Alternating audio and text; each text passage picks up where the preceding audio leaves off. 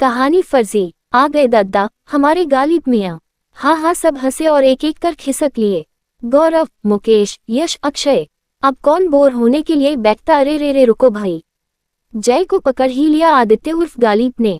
गाने को लीप कर बकवास शायरी गाने के कारण सब दोस्तों ने उनका नाम गालिब को बिगाड़ कर गा और लीप यानी कि गालिब बना दिया। वे उसे इसी नाम से पुकारते। उसका कर्णभेदी उच्चारण अब मस्तिष्क भेदी बनता जा रहा था। अरे सब भाग गए। तू तो सुन ले यार मेरा नया ताज़ातरीन शेर। आगोश में तुम जो आए तो बेहोश हो गए हम। जय ने उस पर गिरते हुए आंखें बंद कर कहा और हंसने लगा। उड़ा ले तू भी मेरा मजाक, तू ही तो कहता था तुझे तो पसंद है शेरो शायरी। जय ने कानों में उंगली डालकर कसकर घुमाया मानो कोई कीड़ा घुस गया हो। यार गलती हो गई, बख्श दे मुझे, मेरे बाप कहना चाहता था हर बार पर उसका दिल न दुखे इसलिए इस बार भी नहीं कह पाया। देख भाई रमन्ना सर की क्लास है, चल चलते हैं वरना बड़ी झाड़ पड़ेगी। सब चले गए। फिर सुनूंगा आराम से जब शाम को अपने टीटी खेलेंगे। अभी रख अपनी डायरी पास। सारे पीजी मेडिकल के छात्र वहीं हॉस्टल के साथ ही थे। दूसरी ओर गर्ल्स हॉस्टल था जिसमें चारों साल की बस गिनी चुनी 15 लड़कियां थीं। गौरव और जय रूममेट थे। देर रात दोनों पढ़ाई के बाद गप्पे मारा करते। यार आदि की के मिनी मिली थी। गौरव अर्थ का अनर्थ इशारा कर मुस्कुराया। गलत बात सही से बोला कर, प्यारा सा कामिनी नाम है उसका। जय आशय समझ गया था उसका, पर स्पेलिंग तो देख उसकी बुक पर खुद ही लिखा है उसने। के बाद डबल ए तो करना था। गजब फैन है तेरे भी। वह हंसा था। कॉलेज के पहले फंक्शन में गजल क्या गाई, तब से पीछे ही पड़ गए हैं ये दोनों। जहाँ कहीं से पाते हैं गजल और शेरों की किताब मुझे थमा जाते हैं। यहाँ तक तो ठीक है, मगर जब सुनाने बैठते हैं तो उनकी सो कॉल्ड शायरी पर सिर धुनने को मन होता है। अरे यार किस धुन की बात कर रहा है। सहपाठी वीरेंद्र अपने रूम से उठकर जय गौरव के रूम में आ गया था। वो बस तुम्हारी कमी थी, तूने भी फिर कुछ ताज़ातरीन बना लिया होगा मुझे सुनाने को। सबको मैं ही मिलता हूँ। देख यार मूड बहुत अच्छा है, बोर मत कर। तूने कहा था ना ऐसा कोई गाना लिख जैसे बंजारे को घर या आज से तेरी सारी गलियां। बता यार तू भी सुनाए, बिना मानेगा नहीं। जय ने कानों में ईयरफोन को लगा लिया था। ये अपना कान घुसेड़ू निकाल, ये तो चीटिंग है यार। वीर ने उसके कानों से ईयरफोन खींच दिया था। तू मानता नहीं। अब अपनी तो पहले ही हिट जोड़ी फेमस है जयवीर की, अब म्यूजिक वर्ल्ड में भी धमाके करते हैं। देख मैंने लिखा है, तू मुझे ऐसे मिला जैसे खाना बदोश को खाना अबेसा। जय हंसते हुए वीर की ओर लपका। तेरी तो गर्दन ही दबा देता हूं अभी। ना रहेगा बांस ना बजेगी बांसुरी। तुझे किस हकीम ने कहा डॉक्टरी पढ़ने को। अरे छोड़ छोड़ जय, क्या कर रहा है। अपने इकलौते अच्छे दोस्त की जान लेगा तू। वीर हंसते हुए चीखा था। उसने जय का शरारत से पकड़ा हाथ गर्दन से अलग कर चैन की सांस ली। अबे इस बार छोड़ दिया, आखिरी बार है। फिर कोई ऐसा वैसा गीत बनाया तो छोड़ूंगा नहीं ससा, कहकर जय पेट पकड़कर हंसने लगा जैसे किसी खाना बदोश को खाना। यार खाने के सिवा तुझे कुछ सूझता भी है। बंजारे को घर हो सकता है तो खाना बदोश को खाना क्यों नहीं। हाँ सोच सोच, कुछ दिमाग है तो जोर डाल, पर इतना भी नहीं कि वो बचा खुचा भी निकल ही जाए। मारूंगा तुझे अभी। वीर ने पेपर का रोल बनाया और तड़ातड़ जय को जमाने लगा। अबे क्या करता है, लगता भी है। जय हंसता जा रहा था। ये देख मैं क्या लाया हूँ, म्यूजिकल नाइट की 2 टिकटें हैं। सभी बड़े बड़े सिंगर आ रहे हैं और म्यूजिक डायरेक्टर भी। क्या पता अपना भी काम बन जाए या कोई आइडिया ही मिल जाए। यार तेरे गाने से तो मेरे को बेचारी बड़ी सी गाय याद आने लगी। इतना बड़ा पेट लेकर खाना बदोश सी घूमती है। कुछ भी डालो कुत्तों से, बचते बचाते बेचारी झटपट खाने लगती है। यार तुझे ऐसे गाने के आइडिया आते कहाँ से हैं। कुछ स्पेशल तो है अपन में। अब ये सॉन्ग सुन हे भगवान, सुनो ना मेडिकल की मोटी किताबें कुछ भी नहीं समझ आती हमारे। हाँ हाँ कि मोटी है ना तेरी तो बैठ जाएगा तेरे ऊपर बिल्कुल फिट। तेरा गाना बड़ा दिमाग लगता है गाना बनाने में, उसकी भी थोड़ी वर्जिश किया कर। खाली पीली दन पेलता रहता है। हाँ हाँ बस रहने दे, तेरा लेक्चर आए देर नहीं हुई कि शुरू हो गया। जय एक साइजर बैठ के एक और रख कर उठ खड़ा हुआ। क्या खूब डोले शोले तो अच्छे बना लिए हैं, पर खाली इन सब से कुछ नहीं होता। Comedy matters. आदमी को थोड़ा ह्यूमरस होना चाहिए। लड़की तभी पत्ती है। मुझे देखो ना चुटकी में पटा लेता हूँ। अरे ऐसी वैसी ही चुटकी में पत्ती है। कोई सही बंदी तुझे मिली तो समझूंगा। अभी पढ़ लिया कर। पता नहीं कैसे तूने MBBS कर लिया और PG एंट्रेंस भी निकाल लिया। समझ नहीं आता। राज की बात है प्यारे, तेरी समझ में आएगा भी नहीं। आर्थों में वो कमाल की इंटर्न मेरी ख्वाहिश आई है। मैं तो चला। अभी तो देख तेरे दिवाकर सर का टाइम 9 बजे से है, अभी टाइम 8:30 हो चुके हैं। पागल, किसी भी लड़की के लिए इम्पोर्टेंट क्लास मिस करेगा। 27 से 28 का हो रहा हूँ, मर जाऊंगा। घरवाले बहू का चेहरा देखने को तरस रहे हैं, कुछ कोशिश तो करूं। वो उसके तौलिए से हाथ मुंह पोंछ कर निकल गया। जय के होठों पर दोस्त के लिए हल्की सी मुस्कान तैर रही थी। कोई खास नहीं, हल्का सा स्प्रेन है, हड्डी वड्डी नहीं टूटी, बस चोट आई है, क्रेक बैंडेज ही काफी है, मरीज से कहते हुए वह बार बार खिड़की से बाहर देख रहा था। नई इंटर्न वसुधा अभी तक आई नहीं। पीजी 3rd ईयर हूँ भाई, 1st ईयर की नई इंटर्न है, वो डांट लगाऊंगा, आने दो। वह प्लान बना रहा था। डॉक्टर वीरेंद्र, आप उधर देखकर इधर कैसे पेशेंट अटेंड कर रहे हैं, काम पर ध्यान रखिए। सीनियर ने घुसते ही वीर को दपक दिया। सॉरी सर, इंटर्न को मैंने कल ही बोला था, फिर से सिस्टर से ठीक से बंधवाए। सिस्टर भी जाने कहाँ गई, मुझे ही दोबारा करना पड़ेगा। दर्द में थोड़ा आराम हुआ। सीनियर डॉक्टर दिवाकर ने मरीज से पूछा, आपकी पेन किलर से चैन की नींद सो पाया? डॉक्टर वीरेंद्र, इनकी डिस्चार्ज स्लिप बना देना, हफ्ते बाद आकर आप दिखा देना। 2 दिनों तक दवाएं लेते रहेंगे, फिर यदि दर्द अधिक बढ़े तो लेना, वरना नहीं, कहकर डॉक्टर दिवाकर चले गए थे। सिस्टर भी लापता है, उनके काम मुझे ही करने पड़ रहे हैं। वह अपना रुतबा बनाते हुए पेशेंट से बोला, अभी भिजवा देता हूँ डिस्चार्ज स्लिप। वह चला गया था। सर कैसे हैं आप? वसुधा इमरजेंसी वार्ड में पहुंची थी। उसने पेशेंट से पूछा था, ठीक हूँ डॉक्टर, अभी तो दर्द कम है। डॉक्टर वीरेंद्र ने पट्टी फिर से बांध दी। डिस्चार्ज स्लिप भिजवा रहे हैं, वेरी गुड। वसुधा इंटर्न थी, पर किसी बड़े डॉक्टर के अंदाज में दूसरे बेड की और बढ़ गई। तभी इंटर्न संजना मिल गई। अच्छा हुआ संजू तू यहाँ आ गई, वरना में ही आर्थो में अकेली फीमेल थी। रैंक वाले पढ़ाकू डॉक्टर है यहाँ, अपनी तो बैंड बजनी है। चल अटेंडेंस लगवा कर थोड़ी देर में चल लेंगे, एग्जाम सर पर है।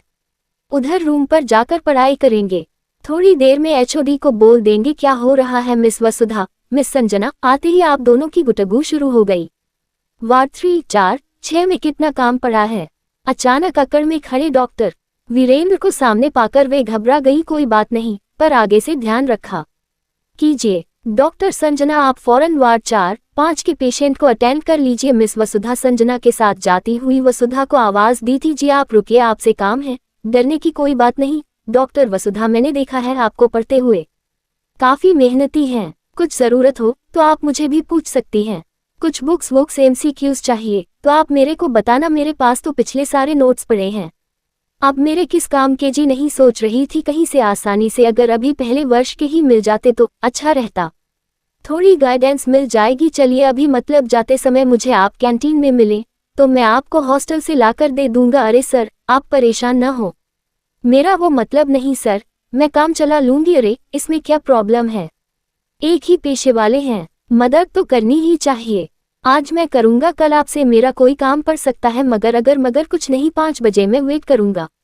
वह अंदर ही अंदर उछलता हुआ कॉरिडोर में निकलते हुए एक नर्स से टकराते टकराते बचा। मस्त मौला वीरेंद्र और संजीदा बगैर स्टाइल वाला जय पता नहीं कैसे कब दोस्त बन गए थे। जय भी अपने तरीके का है, सधे हुए बालों में हमेशा चमेली की भीनी सुगंध आती रहती, गहरी आंखों पर वही काले फ्रेम का चश्मा, लंबी खड़ी बादामी कद काठी, क्लीन शेव्ड सा चेहरा, सिंपल पहनावा। तो उसके विपरीत वीरेंद्र छरहरी गोरी बॉडी वाला, गुलाबी चेहरे पर फ्रेंच कट दाढ़ी, आधे माथे पे स्टाइल से गिराए हुए बाल, स्टाइलिश भड़कीले कपड़े पहनने वाला। और वसुधा एक खूबसूरत मेहनती लड़की, डिसेंट और ग्रेसफुल सी। वसुधा और वीरेंद्र लगभग साथ साथ कैंटीन में दाखिल होते हैं। वसुधा को इम्प्रेस करने के इरादे से बबीता से बोला, क्या यार सब यहाँ खाने पीने आते हैं और तूने ये दरवाजे पर छोटी छोटी झुग्गियां लगा रखी है? पर कहाँ सर, ये देख। उसने दरवाजे की पतली कार्विंग पर दीवारों की निचली सतह पर कीड़ों मकोड़ों की बनाई छोटी छोटी झुग्गियां। ओ हाँ, ये जाले झुग्गियां, आप भी कमाल करते हैं सर। वह हंसा था। वसुधा को भी हंसी आ गई। वेटर ने तुरंत सफाई कर्मचारी को बुलाकर उसे साफ करवा दिया। है मेडिकल कॉलेज की कैंटीन, पर ये देखिए दिन में भी मच्छर गाने गा रहे हैं। उसने पटाख से एक मच्छर मारा था वेटर को, फिर आवाज लगाई, जी सर। वह ऑर्डर लिखने को तैयार हो गया। आपके पास आदमदानी होगी? जी मैं समझा नहीं, चूहेदानी जानते हो न भाई? वसुधा भी हैरान थी कि वह पूछ क्या रहा है। जी मगर जब चूहा अंदर रहता है तो चूहेदानी, और जब आदमी अंदर रहता है तो आदमदानी हुई न? वह मच्छर दिखाते हुए बोला। क्यों मच्छरदानी सर, आप तो बहुत मजाक करते हो साहब। वसुधा भी हंस पड़ी। वीरेंद्र का यही तो उद्देश्य था, वसुधा को हंसाना। जी अभी ऑल आउट लगवा देता हूँ। इधर की ऑल आउट पता नहीं किधर गई। ठीक है महोदय, अब कृपा कर ऑर्डर लिखिए। बताएं मोहतरमा क्या लेना पसंद करेगी? उसने इस अंदाज में कहा कि वसुधा पुनः हंसी रोक न सकी। अरे नहीं नहीं सर, मुझे बस नोट्स दीजिए, मैं चलती हूँ। उसने उसी तरह हंसते हुए कहा था। अरे ऐसे कैसे, कैंटीन बुरा नहीं मान जाएगी।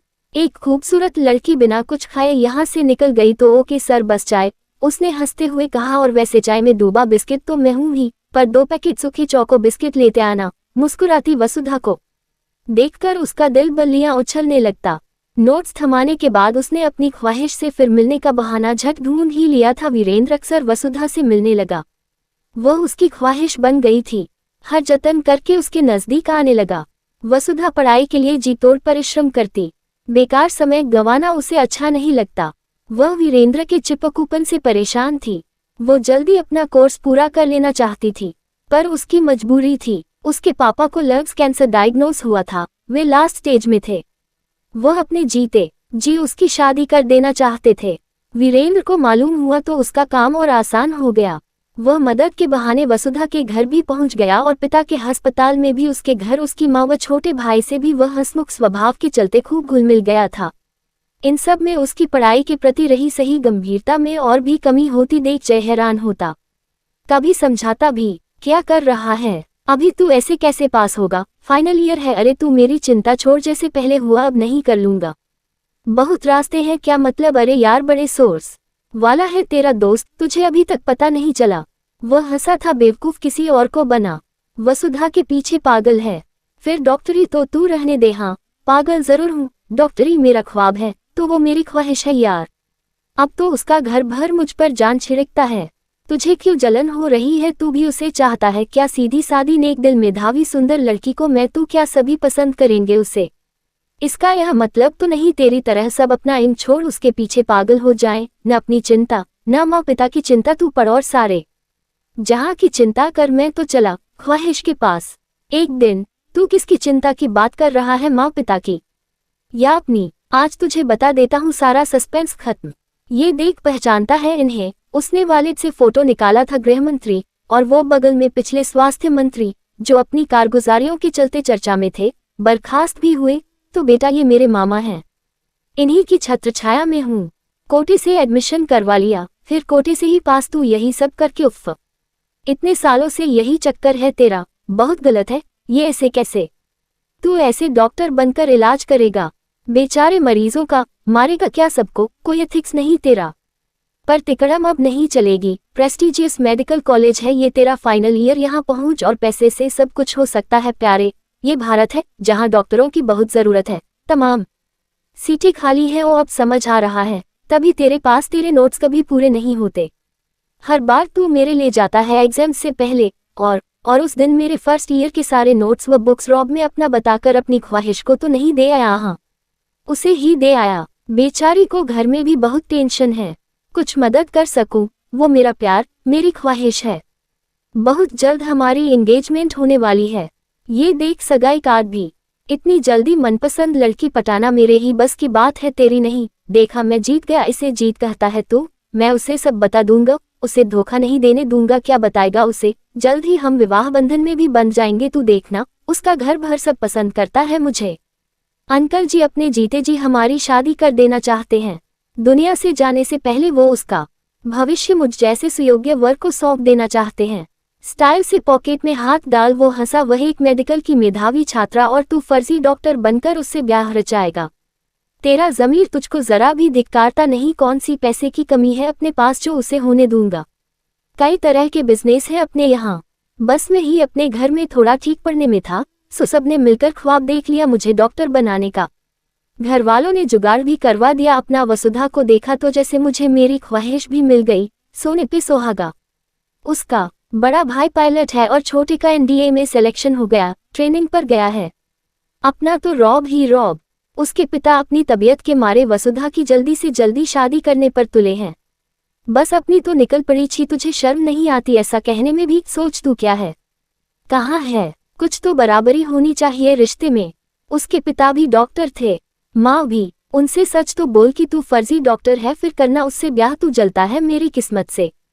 वह मुझे पसंद करती है, मैं उससे। प्यार में ऐसी बातें मैटर नहीं करती। वह मेरी ख्वाहिश है, मेरा प्यार है। तू सच बता कि तो देख, वो तेरी ख्वाहिश हो सकती है मगर तू उसकी ख्वाहिश नहीं, उसका प्यार नहीं, उसकी मजबूरी होगा। विवाह की नींव ही विश्वास है। तू शुरुआत ही धोखे से करेगा। बाद में जब उसे पता चलेगा तो पछतावे के सिवाय कुछ नहीं बचेगा तेरे पास। कहाँ रह जाएगा तेरा प्यार, तेरी ख्वाहिश से कितने जुड़े रह पाएंगे तेरे रिश्ते। मैं ऐसा कभी नहीं करने दूंगा। पहले वसुधा को तेरा सच पता होना चाहिए। जो दिख रहा है तू, वो फर्जी है। वो मुझे, मैं उससे, दोनों एक दूसरे को पसंद करते हैं बस।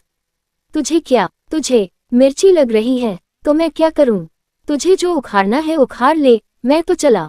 हाँ, आई एम द विनर। उसने बाहर निकलते ही अपनी नई स्टाइलिश बाइक स्टार्ट कर तेजी से भगा दी। इतना बड़ा झूठा, सबको धोखा देने वाला वीरेंद्र कैसे उसका दोस्त बन गया? जय को कुछ समझ नहीं आ रहा था कि वह वीरेंद्र को कैसे रोके। इश्क का भूत सवार है उस पर, समझना ही नहीं चाह रहा। लंच ब्रेक में वसुधा से ही बात करता हूँ, शायद यही ठीक रहेगा। 2 घंटे बाद ही गौरव ने भयानक खबर दी, जय जल्दी चल, वीर आईसीयू में है। उसका ट्रक से जबरदस्त एक्सीडेंट हुआ, उसकी बाइक के तो परखचे उड़ गए, उसकी हालत बेहद सीरियस है, चल जल्दी चल। खबर मेडिकल कॉलेज में आग की तरह फैल गई। वसुधा और संगीता भी उसे देखने पहुंची। तब तक डॉक्टर ने हाथ खड़े कर दिए थे। सभी इस अनहोनी के सदमे में थे। कुछ ही मिनट है उसके पास, आप 2 लोग अंदर जा सकते हैं। वो कुछ कहना चाह रहा है। जय और वसुधा अपने को संभालते हुए अंदर हो लिए, पर वसुधा से उसकी क्षत विक्षत हालत देखी नहीं जा रही थी। वह रोती हिचकियां लेती बाहर चली गई। जय को देखते ही वीरेंद्र के होंठ कान पे उसने अटकते हुए टूटे फूटे शब्दों में कहा, जय यार मैं हार गया। तूने सच कहा था वसु, मेरी ख्वाहिश हो सकती, पर मैं हमेशा उसकी मजबूरी ही होता। फर्जी मेरी तरह ही मेरी ख्वाहिश भी फर्जी थी। जबरदस्ती पीछे पड़ा था वसुधा के, पर असली प्यार तो तू उसे करता है और लायक भी तू ही है उसके, मैं ये जानता था। मन ही मन जलता भी था तुझसे। वसुधा को बुला दो, मैं मानफी, मैंने उसे धोखे में रखा। उसने जो कविता की किताब तुम्हारे लिए दी थी मैं अपने पास ही रख ली। उसमें एक खत था तुम्हारे नाम, जिसमें उसने अपने पिता की उसकी जल्दी शादी की इच्छा बताई थी, और ये भी कि वो तुम्हें पसंद करती है। लिखा था कि क्या वो चाहेगा उसका जीवन साथी बनना। अगर जवाब नहीं में होगा तो हम दोनों मिलने पर इस विषय में कभी कोई बात नहीं करेंगे। उसकी इसी बात का मैंने फायदा उठाया और किताब छिपा दी, तुमको दी ही नहीं और उसे कहा कि दे दी। जय हैरान परेशान सा उसे सुन रहा था। वसुधा ने भी सब सुन लिया। वो हिम्मत करके दोबारा अंदर आ चुकी थी। मुझे माफ करना वसुधा, तुम दोनों को ही धोखा दिया, दुनिया को धोखा देने चला था। बड़ा गुनाहगार हूँ। फर्जी में देखो इसकी सजा मिल गई। जय वीर की जोड़ी तो टूट रही है, लेकिन तुम दोनों की जोड़ी जरूर बनेगी, वादा करो। उसने हाथ जोड़ने का प्रयास किया, पर गर्दन एक तरफ झूल गई। वसुधा के कदम लड़खड़ाए, गिर ही जाती यदि जय ने उसे संभाल न लिया होता। दोनों किन कर्तव्य विमूढ़ से वीरेंद्र के निष्प्राण शरीर को देखते रहे, जो अब कहीं से फर्जी नहीं था, सच था।